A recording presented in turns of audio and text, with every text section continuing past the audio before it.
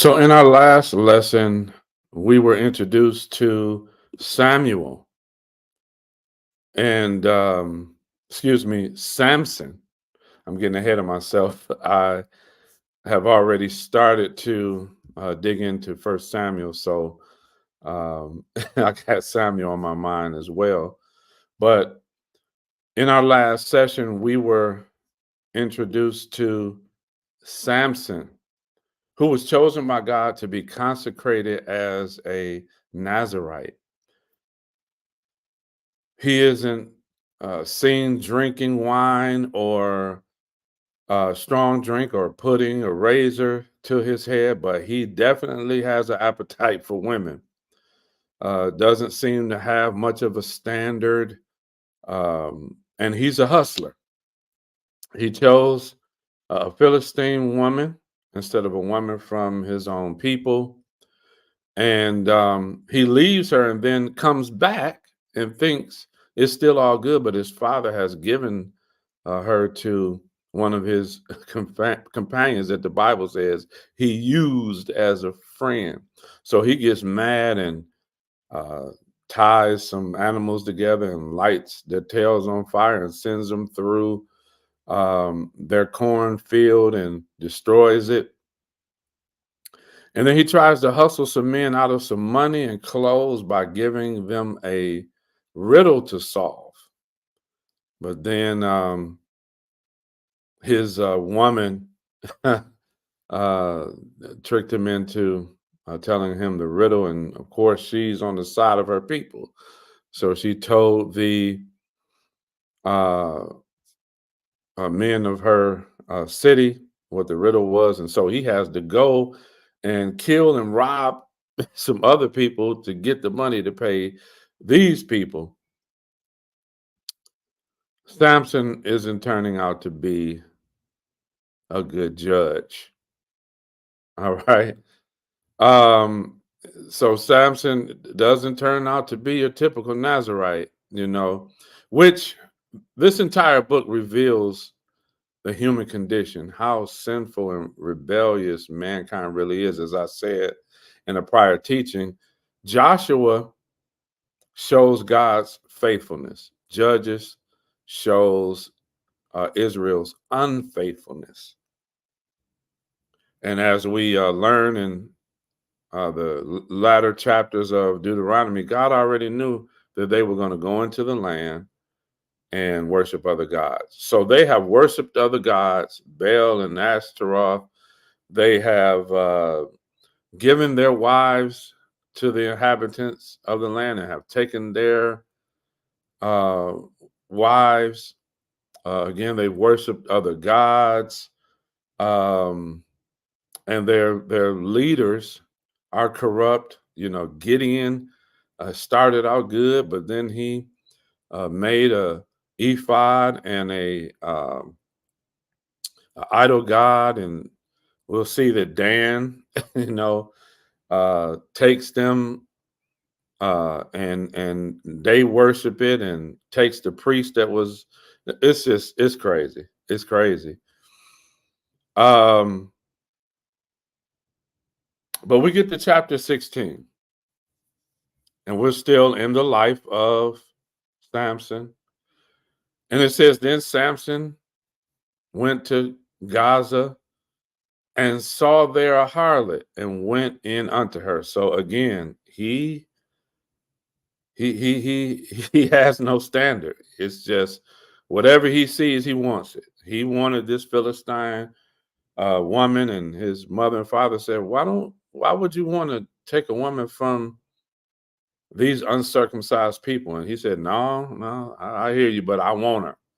And so now he's went into a harlot, you know, and it was told the Gazites, saying, Samson is come hither.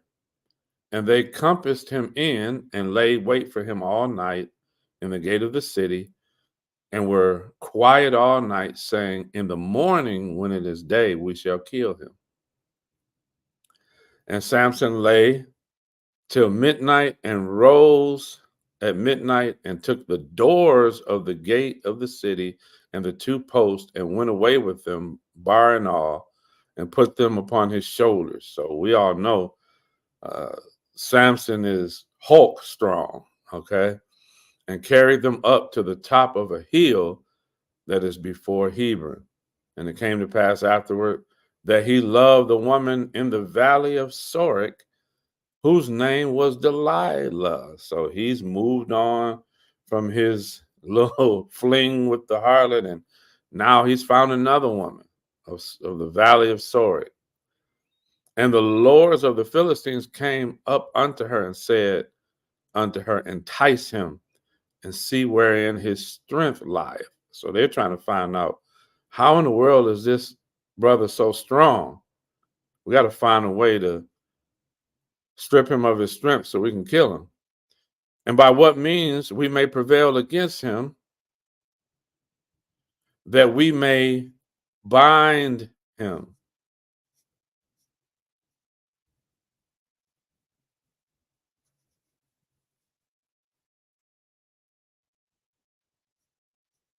And so let me look over at my,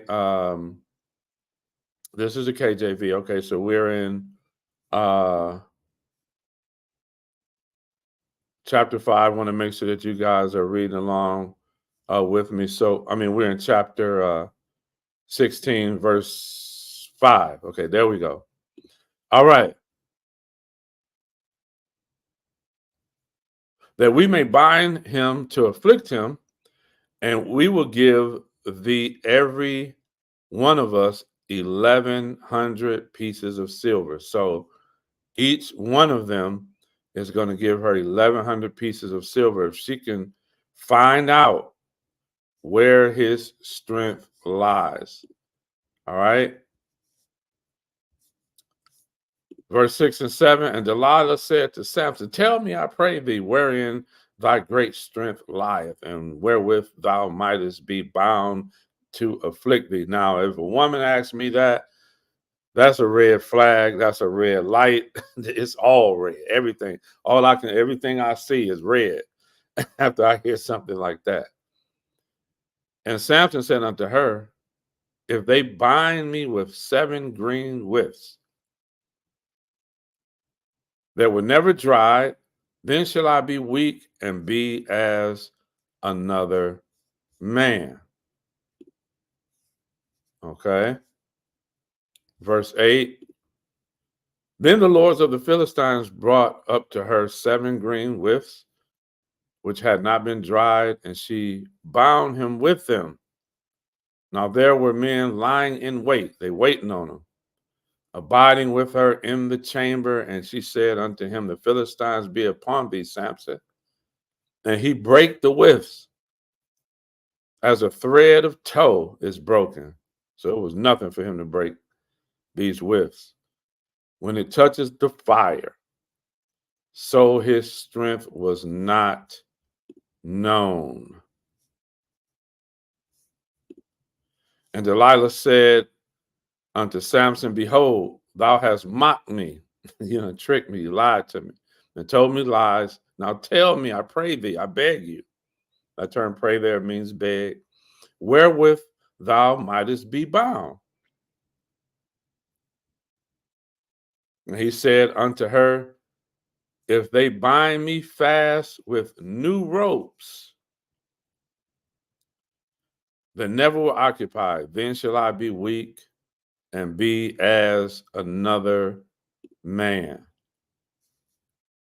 Delilah therefore took new ropes and bound him therewith, and said unto him, the Philistines be upon thee, Samson. And there were liers in wait, abiding in the chamber, and he brake them off his arms like a thread. And Delilah said unto Samson,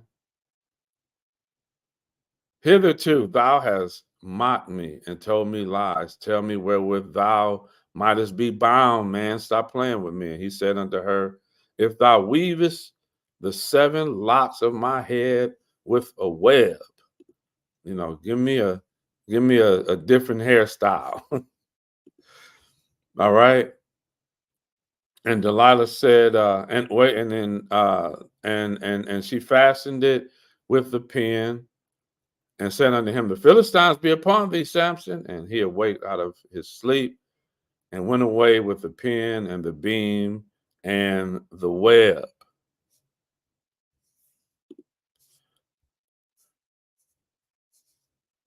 And she said unto him, how canst thou say, I love thee, when thy heart is not with me? You can't love me if you keep lying to me. Thou hast mocked me these 3 times, man, and hast not told me wherein thy great strength lieth. And it came to pass, when she pressed him daily with her words and urged him so that his soul was vexed unto death. She done got on his last nerve at this point. That he told her all his heart and said unto her, there have not come a razor upon my head, for I have been a Nazarite unto God from my mother's womb. If I be shaven, then my strength will go from me, and I shall become weak and be like any other man. And so we know that she cut his hair while he was sleeping. And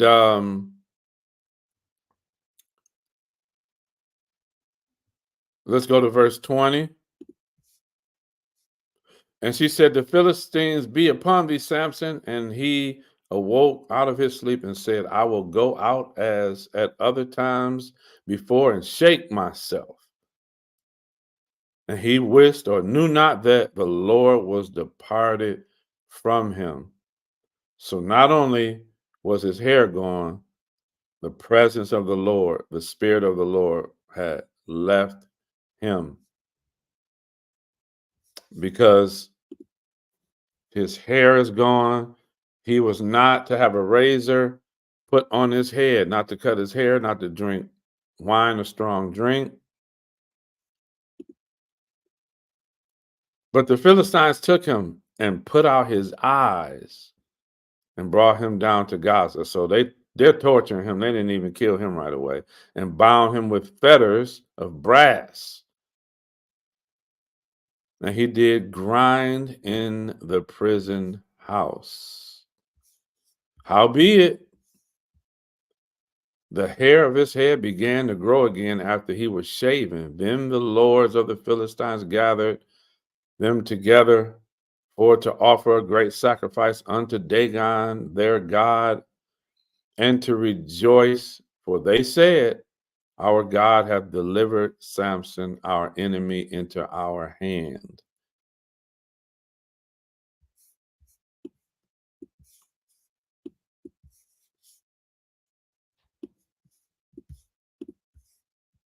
And when the people saw him, they praised their God and said, our God hath delivered into our hands our enemy and the destroyer of our country, which slew many of us. So Samson was tearing up some stuff, and they was getting tired of him. And it came to pass, when their hearts were merry, that they said, call for Samson. Now they should have went ahead and did what they were going to do, but they playing with him, and now his hair is growing back. That he may, so they want him to entertain them now that he's blind and has lost his sight. So they want to make a spectacle of him at this point. And they called for Samson out of the prison house, and he made them sport. And they set him between the pillars. Now Samson is smart, so he said unto the lad that held him by the hand, suffer, allow me that I may feel the pillars whereupon the house standing, that I may lean upon them. Uh-oh.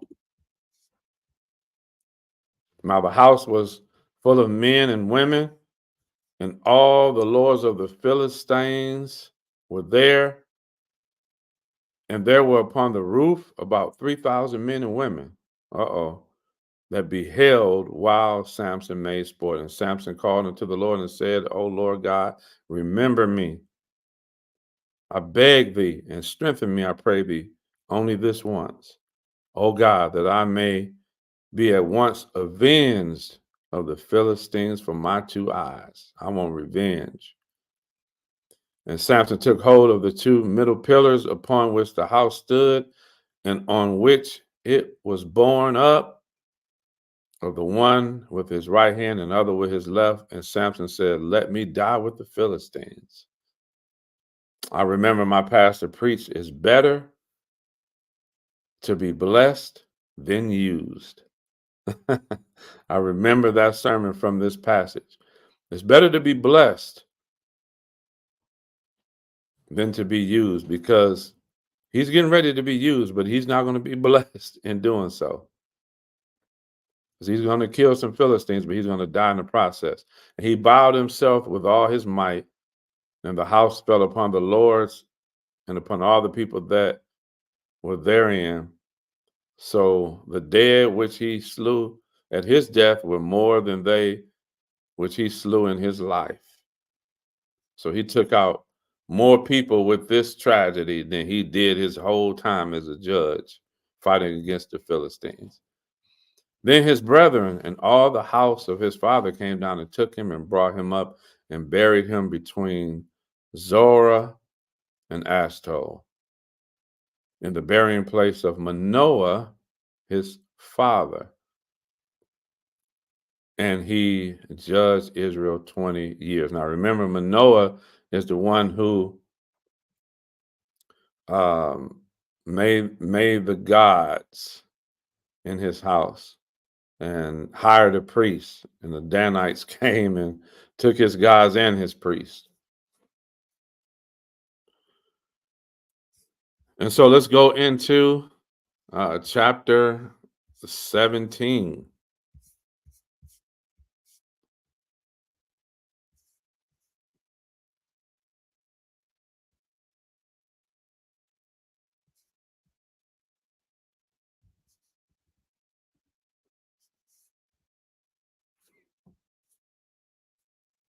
And it says, and there was a man of Mount Ephraim whose name was Micah. And he said unto his mother, the 1,100 shekels of silver that were taken from thee, about which thou cursest and spakest of also in mine ears, behold, the silver is with me. I took it. And his mother says, blessed be thou, O Lord, my son. And when he had restored the 1,100 shekels of silver to his mother said, I had wholly dedicated the silver unto the Lord from my hand for my son, to make a graven image and a molten image. Now, therefore, I will restore it unto thee. And so she had already pledged to give this silver that she had lost to him to make a molten image unto the Lord. So again, we see that the children of Israel have failed far from the law.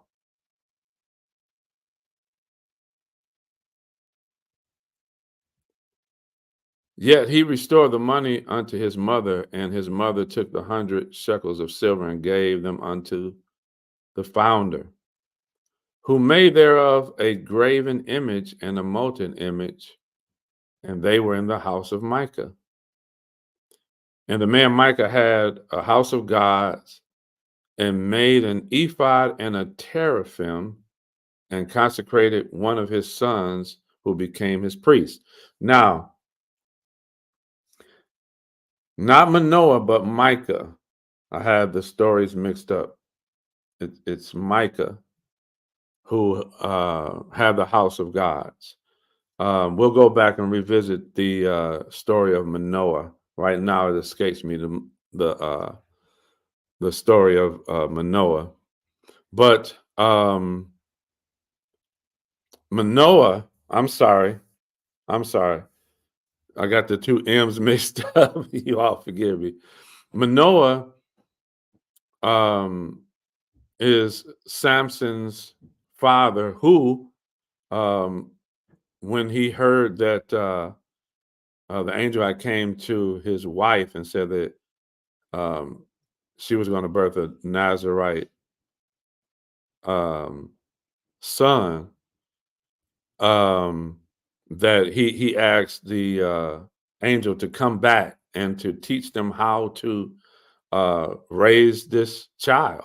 He said, um, he's going to be a Nazarite. We need to know what to do with him. We don't have a clue. So that's the story of Manoah. I got the M's mixed up.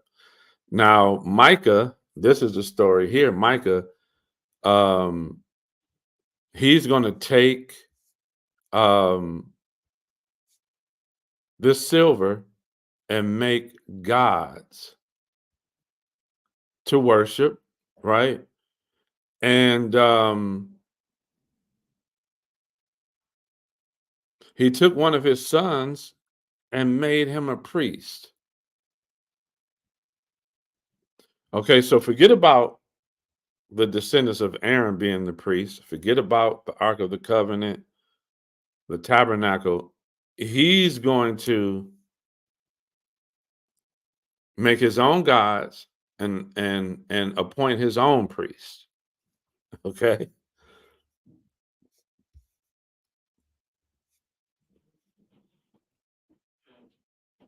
Watch what verse 6 says. In those days, there was no king in Israel. There's going to be a couple of times that the scriptures say this. What is the deal with them not having a king? What does this mean? They didn't have proper leadership, but every man did that which was right in his own eyes. And there was a young man out of Bethlehem, Judah, of the family of Judah, who was a Levite. Okay. So now the Levites are the tribe that the actual priests descended from the line of Aaron's sons. So he sojourned there. So he's taking a short visit in Bethlehem, Judah. Now, this is very interesting. So this man, Micah, makes gods. He has a house of gods. He appoints his son as a priest. Now a Levite shows up. And the man departed out of the city from Bethlehem, Judah, to sojourn where he could find a place. And he came to the Mount Ephraim, to the house of Micah, as he journeyed. So he shows up at the house of a man who has pagan gods or idol gods, false gods, and has appointed his son as a priest. Okay. Um,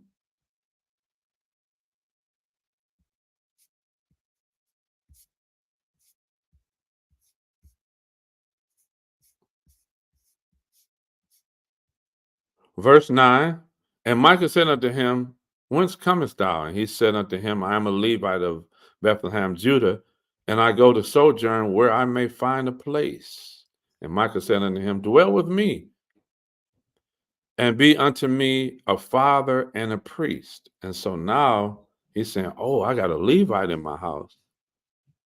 I got a legit priest, and I will give thee 10 shekels of silver by year, and a suit of apparel, and thy victuals or food. So the Levite went in, like, okay, this sounds good. And the Levite was content to dwell with the man, and the young man was unto him as one of his sons. And Micah consecrated the Levite. So who is this Micah that thinks he has the authority to do all this stuff? And the young man became his priest and was in the house of Micah. Then said Micah, now I know that the Lord will do me good, seeing I have a Levite as my priest now. The problem is, my friend, you have gods beside the one and only God. And you do know that the tabernacle and the ark is in Shiloh, and that's where the priests are. Chapter 18. In those days, there was no king in Israel.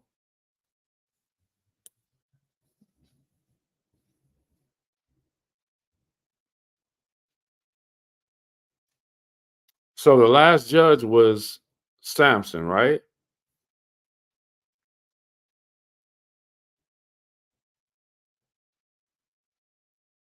Is the scripture now saying the judges aren't working? They need a strong king?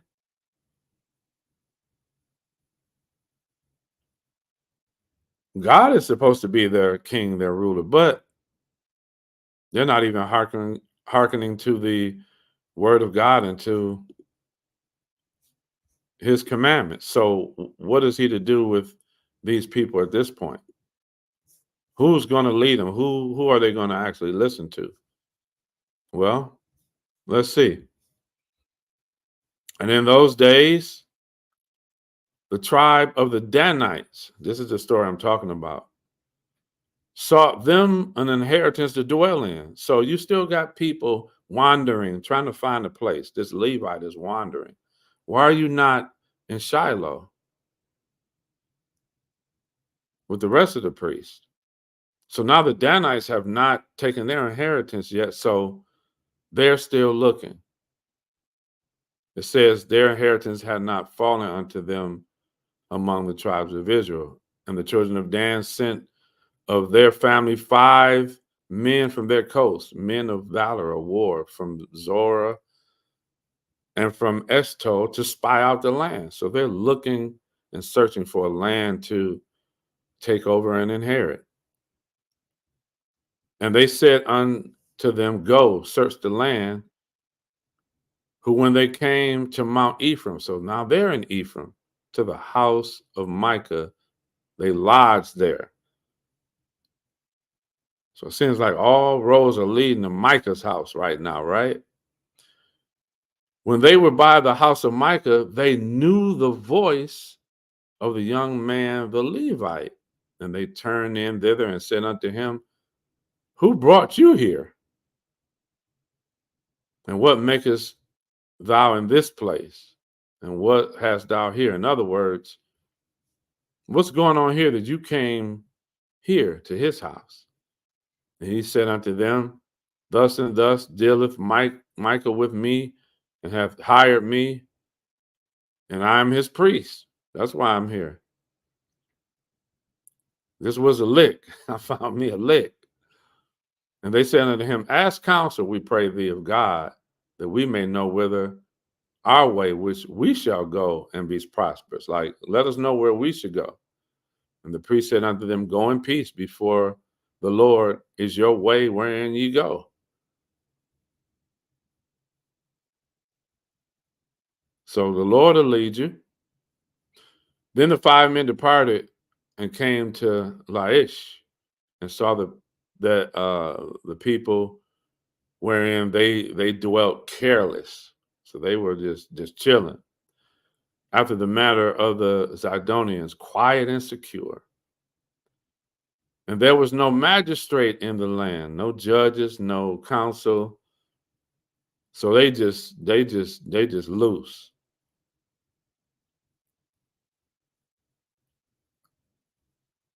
That might put them to shame in anything. So they don't have any structure whatsoever. They're doing what's right in their own eyes. And they were far from the Zidonians and had no business with any man. So they just rolled, they on their own. And they came unto their brethren to Zorah and Eshtaol, and their brethren said unto them, what say ye? And they said, arise, that we may go up against them, for we have seen the land, and behold, it is very good.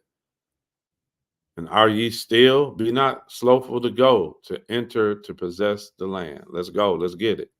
When you go, ye shall come unto a people secure.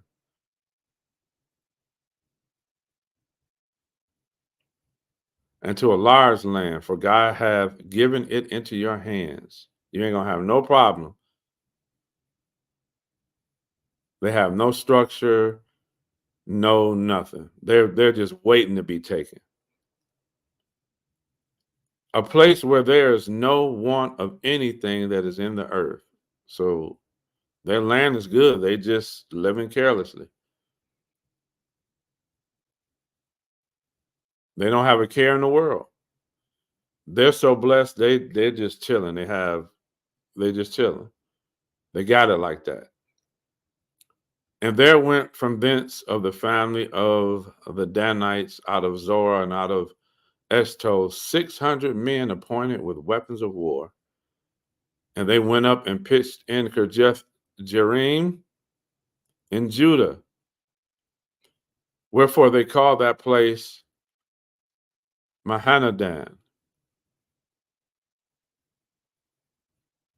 Unto this day, behold, it is behind Kirjath Jearim. And they passed thence unto Ephraim and came to the house of Micah. Then answered the 5 men that went out to spy out the country of Laish. So they're going to stop at Micah's house before they go to Laish. Okay. And said unto their brethren, do ye know that there is in these houses an ephod and a teraphim and a graven image and a molten image? Now consider what ye have to do. Like, what are you going to do with this? And they turned thitherward and came to the house of the young man, the Levite, even unto the house of Micah, and saluted him. And the 600 men appointed with their weapons of war, which were of the children of Dan, stood by the entering of the gate. And the 5 men that went to spy out the land went up and came thither and took the graven image and the ephod and the teraphim and the molten image. And the priest stood in the entering of the gate with the 600 men that were appointed with weapons of war. So they stopped by to take these gods away from Micah's house. And these went into Micah's house and fetched the carved image, the ephod, and the teraphim, and the molten image. Then said to the priest, what do ye? And they said unto him, hold thy peace.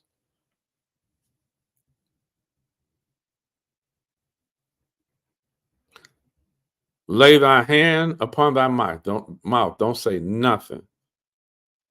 Just go with us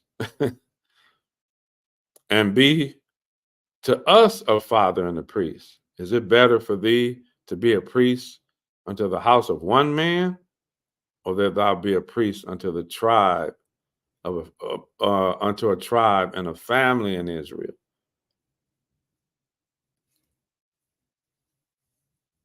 So everybody's looking to do their own thing right now. Everybody's doing what's right in their own eyes.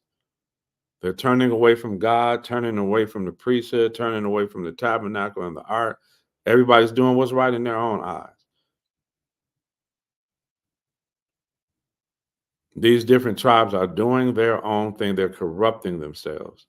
They're rogue. They're the Israel gone wild. But the priest, he's like, hey, this is even better. And the priest's heart was glad. And he took the ephod that was worn by priests and the teraphim and the graven image and went into the midst of the people like, hey, better to be a priest of a whole tribe than for one man. So they turned and departed and put the little ones and the cattle and the cares before them.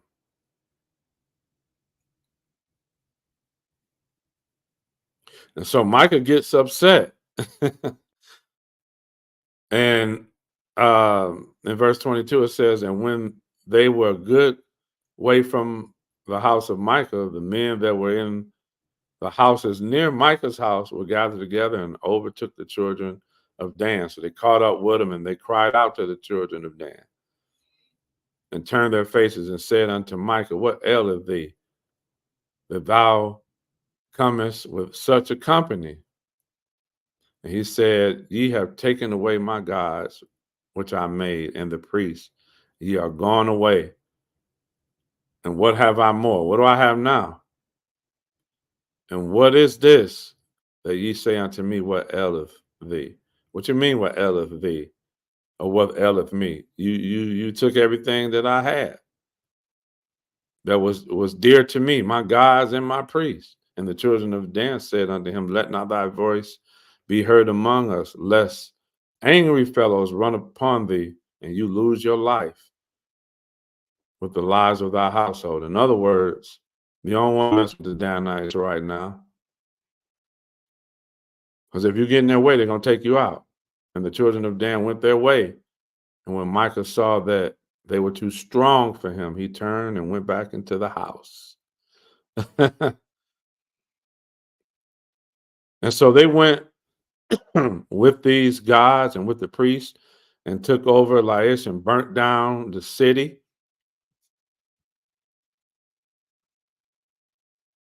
And they set up the graven image. And verse 31 says, and they set up Micah's graven image, which he made all the time that the house of God was in Shiloh. So the house of God is in Shiloh. The ark, the priests, but they're in Laish with their own priests and their own gods.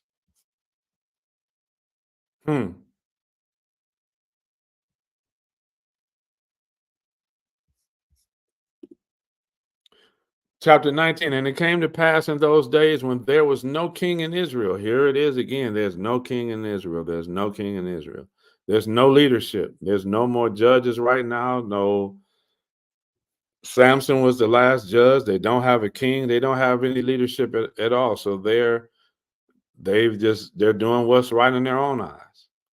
And it came to pass in those days there was no king in Israel, that there was a certain Levite sojourning or taking a short journey on the side of Mount Ephraim. So everybody's going to Ephraim for some reason, right? Pay attention to that.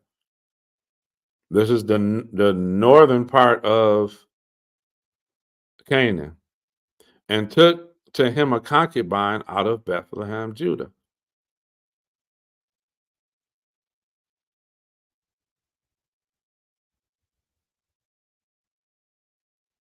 And his concubine played the whore against him and went away from him unto her father's house to Bethlehem, Judah, and was there 4 whole months.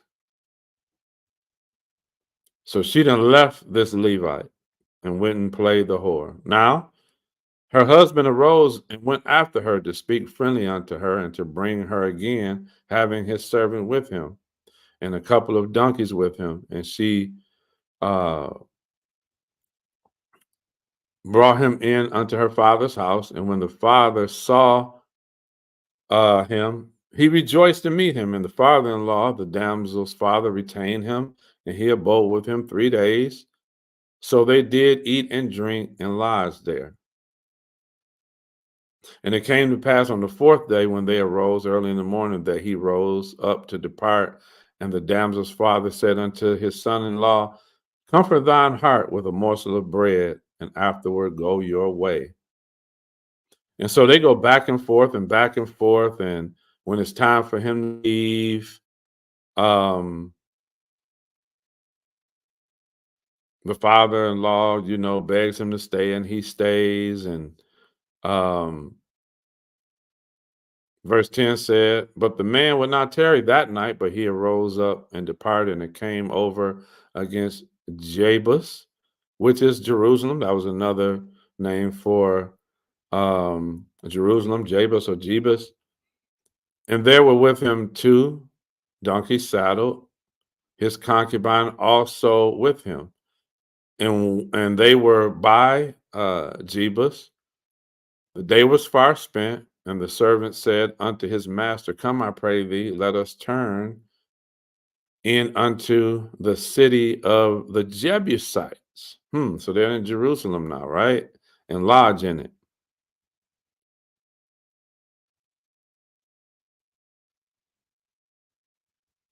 Verse 15 says, and they turned aside thither to go in and to lodge in Gibeah.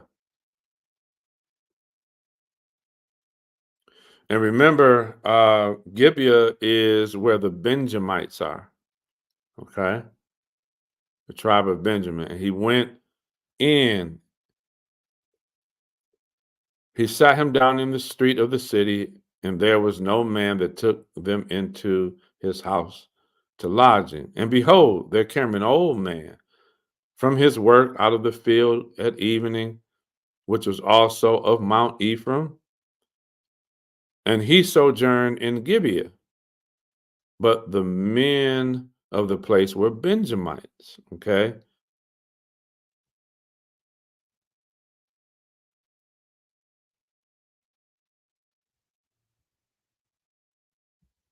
And so verse 20 says, and the old man said, peace be with thee, howsoever, let all thy wants lie upon me, only lies not in the street. So nobody else would take them into their houses. But this old man said, come and lodge in my house. So he brought him into his house and gave him provender unto the donkeys, and they washed their feet and did eat and drink.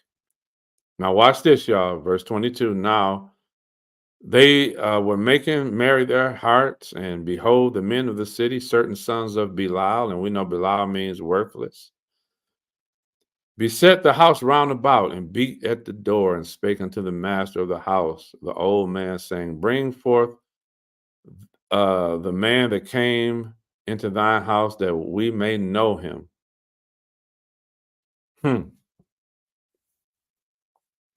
And so now they're corrupting themselves sexually.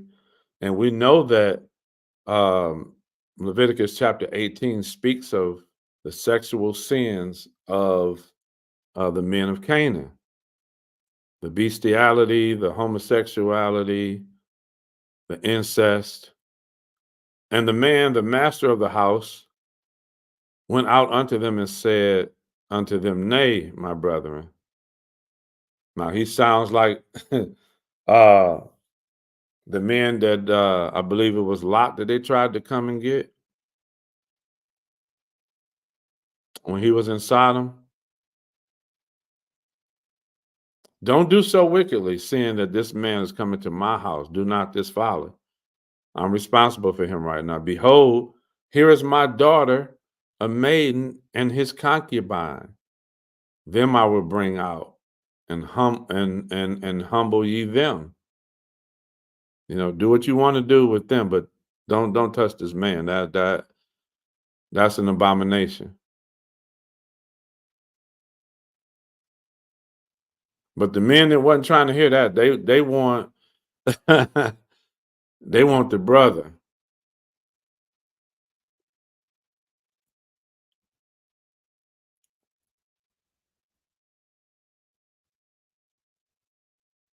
So it says they took her and abused her all the night. So the man, let's go back. So the man took his concubine and brought her forth unto them, and they knew her, or had sexual relations with her, and abused her all night into the morning. And when the day began to spring, they let her go. Verse 27 says, and her Lord rose up in the morning and opened the doors of the house and went out to go his way. And behold, the woman, his concubine, fell down at the floor of the house, and her hands were upon the threshold at the entering of the house. And he called for her, but she didn't answer because she was dead, y'all. Now, watch what he does in verse 29. And when he was coming to the house, he took a knife and laid hold on his concubine and divided her together with her bones into 12 pieces and sent her into all the coast of Israel. And it was so that all that saw it said there was no such deed done nor seen from the day that the children of Israel came up out of the land of Egypt unto this day. Consider it, take advice, and speak your minds. And so he sent 12 pieces of her out into the land to the 12 tribes,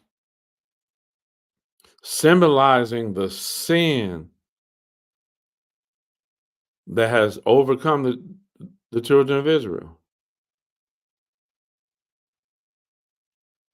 Chapter 20.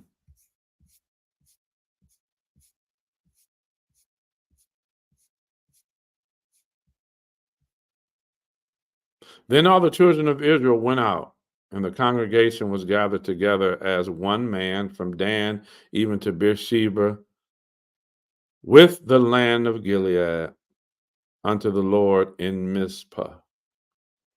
And the chief of the people, even all the tribes of Israel, presented themselves in the assembly of the people of God.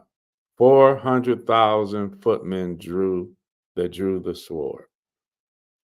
Now the children of Benjamin heard that the children of Israel were going up to Mizpah. Then said the children of Israel, tell us, how was this wickedness? So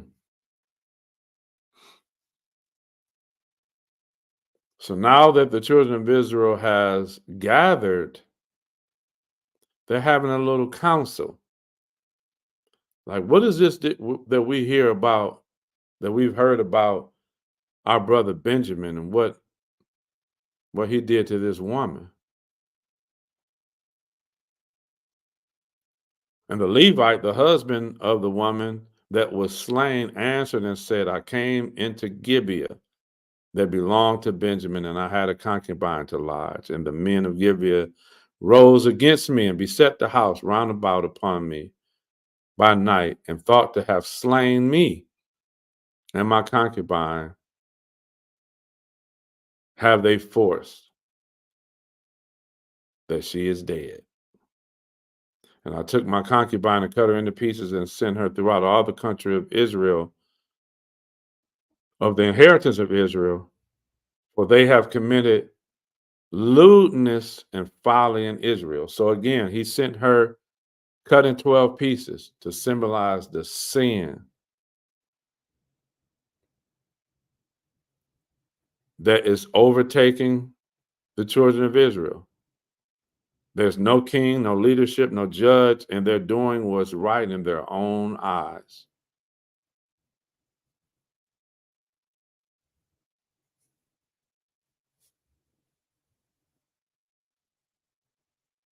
And so now it's time for judgment in the house of God.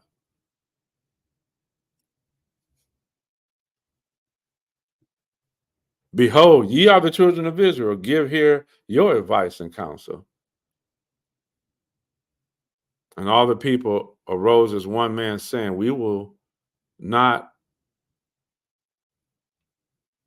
any of us go to his tent, neither will we any of us turn into our house. But now this be the thing which we will do to Gibeah. We will go up by lot against it. Now remember that they promised that anyone who did not keep the word of the Lord, they would kill them. Remember back when they promised that? Now they were talking about individuals, I believe. You know, I believe they said, if any man refuses to do anything that you have commanded us to do, I believe they was talking to Joshua at that time, that we will kill them. So you have some of the children of Israel at this time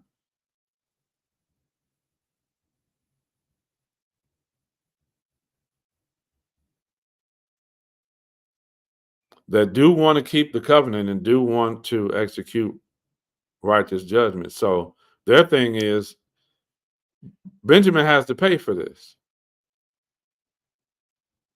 Yeah, they're going to have to pay for this.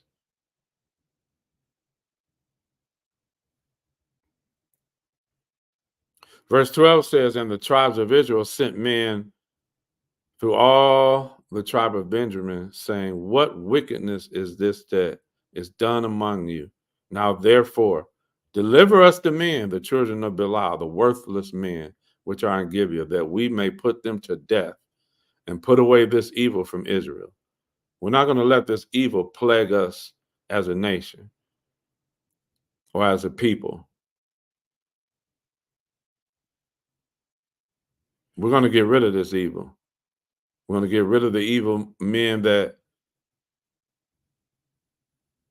did this evil, this wickedness. But the children of Benjamin would not hearken unto the voice of their brethren, the children of Israel. But the children of Benjamin gathered themselves together out of the cities of Gibeah to go out to battle against the children of Israel. And the children of Benjamin were numbered at that time, of the cities, 26,000 men that drew the sword. So y'all outnumbered. And beside the inhabitants of Gibeah were numbered 700 chosen men. Among all this people, there were 700 chosen men left-handed. Everyone could sling stones at a hairbreadth and not miss. And the men of Israel beside Benjamin were numbered 400,000 men that drew sword. All these were men of war. And the children of Israel arose and went up to the house of God and asked counsel of God and said, which of us shall go up first to the battle against the children of Benjamin? And the Lord said, Judah shall go up first, as always. And the children of Israel rose up in the morning and camped against Gibeah. So now this is about to be a civil war, y'all. And the men of Israel went out to battle against Benjamin, and the men of Israel put themselves in array to fight against them in Gibeah. And the children of Benjamin came forth out of Gibeah and destroyed down to the ground the Israelites that day, 22,000 men.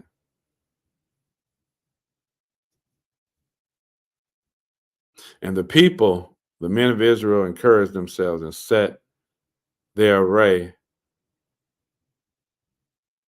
again in the place where they put themselves in array the first day.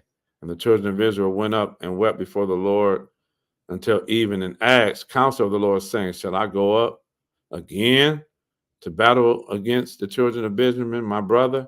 And the Lord said, go up. And the children of Israel came near against the children of Benjamin the second day. And Benjamin went forth against them out of Gibeah the second day and destroyed down to the ground of Israel again 18,000 men. All these drew the sword. So the Benjamites ain't no joke. They with it. They bought that life. Then all the children of Israel and all the people went up and came unto the house of God and wept and sat there before the Lord and fasted that day until evening and offered burnt offerings and peace offerings before the Lord. And the children of Israel inquired of the Lord, for the ark of the covenant of God was there in those days. And Phinehas, the son of Eleazar, the son of Aaron, stood before it in those days, saying, shall I yet go out to battle against the children of Benjamin, my brother, or shall I cease? Because they're not playing with us. They know how to fight. They got left-handed men that don't miss. And the Lord said, go up, for tomorrow I will deliver them into thy hand. And Israel set liers in wait round about Gibeah, and the children of Israel went up against the children of Benjamin on the third day and put themselves in array against Gibeah as at other times. And the children of Benjamin went out against the people and were drawn away from the city and began to smite the people and kill as at other times in the highways, of which one goeth up to the house of God, and the other to Gibeah in the field, about 30 men of Israel. And the children of Benjamin said, they are smitten down before us as at the first. But the children of Israel said, let us flee and draw them from the city unto the highways. And all the men of Israel rose up out of their place and put themselves in array at Baal Tamar. And the liers in wait of Israel came forth out of their places, even out of the meadows of Gibeah. And there came against Gibeah 10,000 chosen men out of Israel, and the battle was sore. But they knew not that evil was near. And the Lord smote Benjamin before Israel, and the children of Israel destroyed of the Benjamites that day 25,100 men. All these drew the sword. So the children of Benjamin saw that they were smitten, for the men of Israel gave place to the Benjamites, because they trusted unto the liars. They trusted in the liars in wait, which they had set beside Gibeah. And the liars in wait hasted and rushed upon Gibeah, and the liars in wait drew themselves along and smote the city.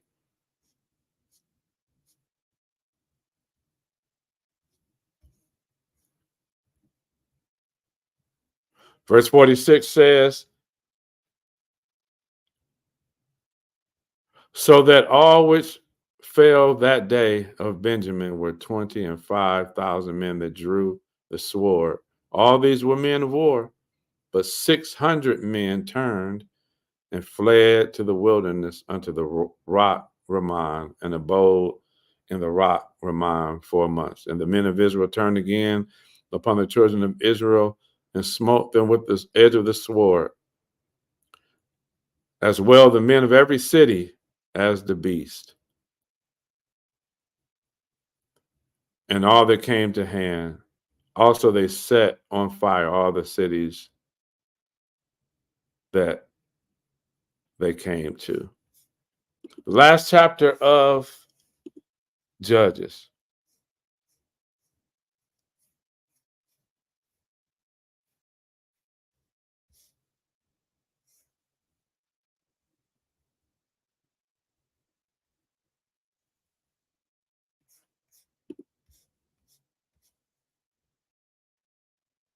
Now the men of Israel have sworn in Mizpah, saying, there shall not any of us give his daughter unto Benjamin to wife.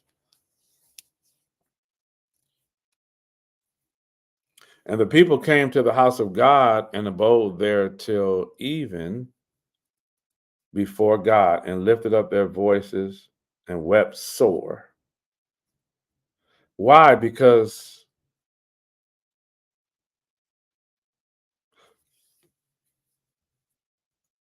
if Benjamin doesn't have any wives, what's going to happen?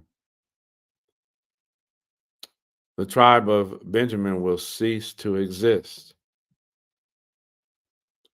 They said unto the Lord God of Israel, why is this come to pass in Israel, that there should be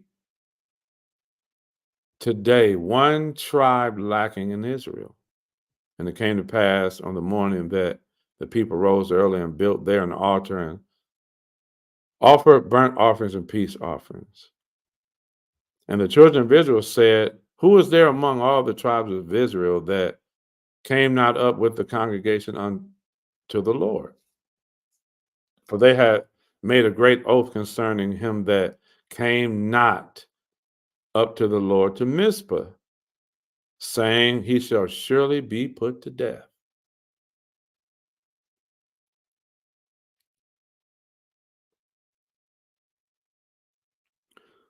So not only did they make a vow not to give Benjamin their daughters, but now even they have made a vow to destroy whoever didn't come and gather in Mizpah. And so we know that Benjamin didn't come. And the children of Israel repented them for Benjamin their brother, and said, this is one tribe cut off from Israel this day.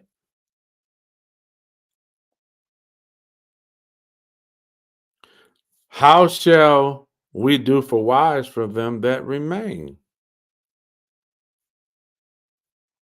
seeing we have sworn by the Lord that we will not give them our daughters to wives? They're going to be in sin if they go find wives of the other nations. They can't take any wives of the people of Canaan. So what are they going to do? And they said, what one is there of the tribes of Israel that came not up to Mizpah to the Lord? And behold, there came none to the camp from Jabesh Gilead to the assembly. Excuse me, it was them that didn't come to the assembly. I'm mixing up the story. Sorry. They had made a vow that they were not going to give their wives to the tribe of Benjamin. So, of those who remained from the war, if they didn't give them wives, they would eventually cease to exist. So now they're looking at, okay, we also said if someone didn't come up to the assembly that we would put them to death. So now the camp from Jabesh Gilead didn't come to the assembly. For the people were numbered, and behold, there were none of the inhabitants of Jabesh Gilead there. And the congregation sent thither 12,000 men of the valiantest and commanded them, saying, go and smite the inhabitants of Jabesh Gilead with the edge of the sword, with the women and children. And this is the thing that ye shall do. Ye shall utterly destroy every male and every woman that have lain by a man. So what they're going to do is destroy all of the men and women except for who? Verse 12, and they found among the inhabitants of Jabesh Gilead 400 young virgins that had known not a man by lying with any male. And they brought them unto the camp to Shiloh, which is in the land of Canaan.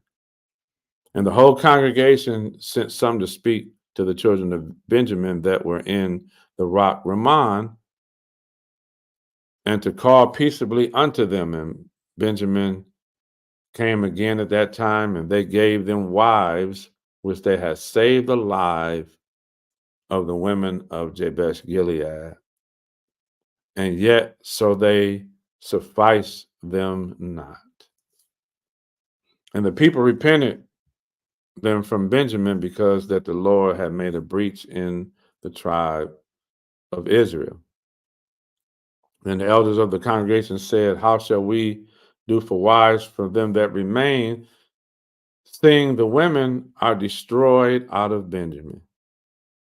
And they said, there must be an inheritance for them that escaped of Benjamin, that a tribe be not destroyed out of Israel. So they're trying to preserve the tribe of Benjamin, even after their sin. Howbeit, we may not give them wives of our daughters, because they made a vow. Remember, back in the law, when you make a vow, you got to keep it. Remember, Jephthah made a vow to give whoever came out of his house unto the Lord in a burnt offering if he won the battle. He had to sacrifice his daughter because he made a vow.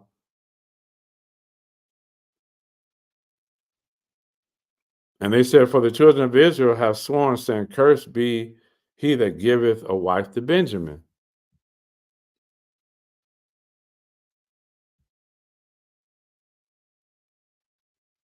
So what did they do? In verses 20 and 21, they said, when the women come out to dance in Shiloh.